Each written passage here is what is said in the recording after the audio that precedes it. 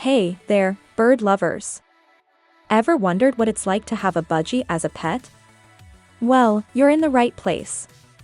Budgies, also known as parakeets, are small, colorful, and full of personality. They're super popular pets, and for good reason. First off, budgies are social butterflies.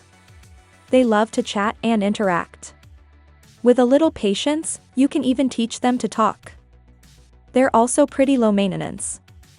A clean cage, fresh food and water, and some toys to keep them entertained are all they need. Speaking of toys, budgies are playful little guys. They love to swing, climb, and chew on things, so make sure they have plenty to keep them busy. When it comes to food, budgies need a balanced diet of seeds, pellets, and fresh veggies. Think of it as their personal spa day, but with snacks. Budgies are also super affectionate.